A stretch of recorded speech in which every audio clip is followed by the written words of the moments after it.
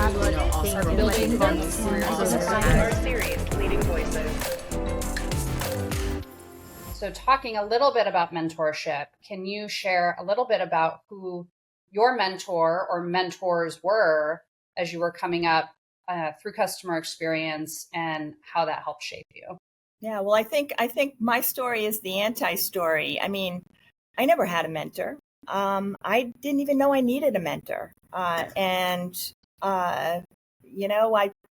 made all of the mistakes that one would make. And I learned the hard way how to be who I am.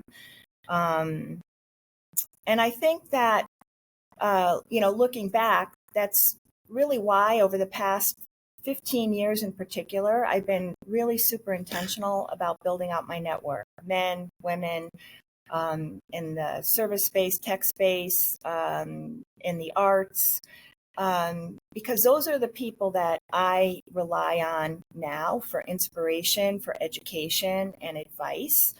I followed what I thought was the secret to success, right? Keep your head down, you work hard, you climb that corporate ladder, you never let them see you sweat, right? When you're young, and especially when you're a young woman, surrounded by a lot of men, utility, tech, e-commerce, you think that asking for help or saying, I don't really know, is a sign of weakness. And so you just power through all alone.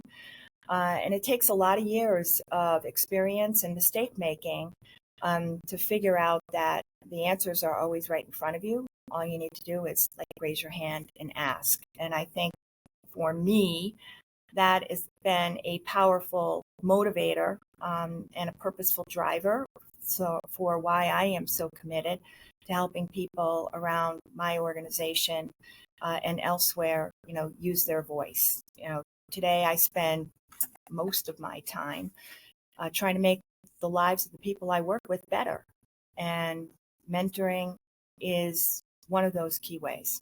So speaking of doing things the hard way, I know a little bit of this story, but I would love for you to share a moment that shaped your leadership career, specifically working in the travel industry. I have to call out COVID. It's something I wish I didn't have to go back and remember.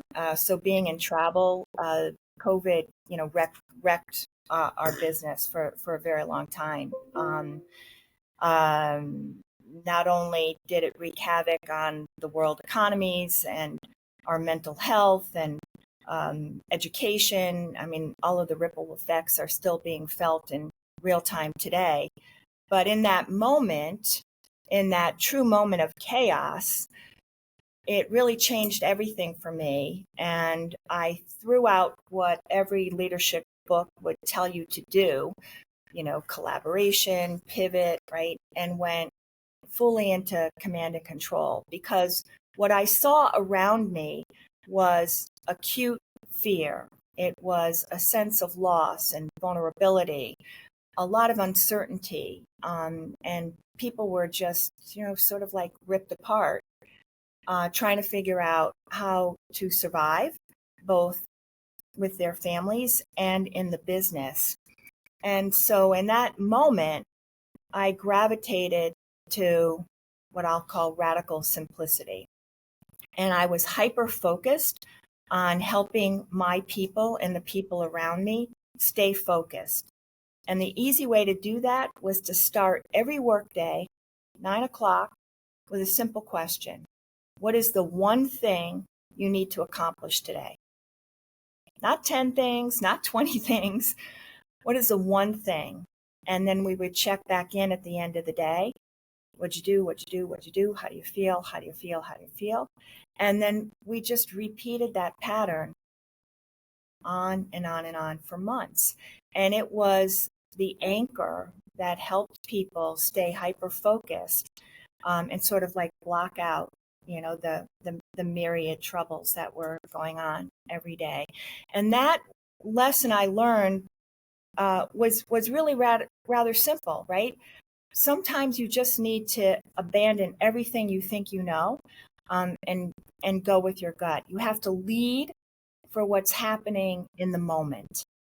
And that's my COVID story. So I'm very curious, Lisa, as we wrap up our discussion today, how are you taking all of that adversity that you faced and that you really overcame, not allowing your back to be put up against the wall, but saying, I'm going to attack this one thing at a time, one issue at a time, like you just talked about.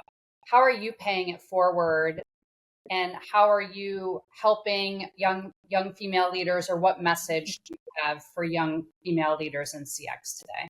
Well, I spend a lot of time mentoring young women. I founded our first women's ERG here at Travelzoo. I try to model respect in my leadership every day.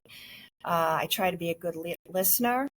And I give advice freely. I like to joke I have opinion about everything, and I'm going to tell you, even though you didn't ask. And so if I had to distill it into three things, this is what I try to share with young women. Number one, use your voice. No one's coming to save us. We have to save ourselves. This goes back to that old adage, keep your head down, stay out of trouble. But if you're not looking somebody in the eye, they never see you. And so everybody's got to stand up for themselves and learn how to stand up and speak up. Number two, I say to people, make your values visible. People need to understand what you believe in, what you stand for. And not only through your actions, but in your words. You and I have jokes, I love to wear pins, like little personal billboards, they're signposts, right? And it's sort of a corny and clever way to signal what you stand for. And I encourage everybody to do that. And lastly, I think the most valuable lesson I've learned, especially in the past year, is that your self-respect is priceless. And that freedom comes in knowing that you have nothing to lose when you stand up for what you believe in. And if I could make that message clear to everybody, I think a woman would be in a better place personally and professionally.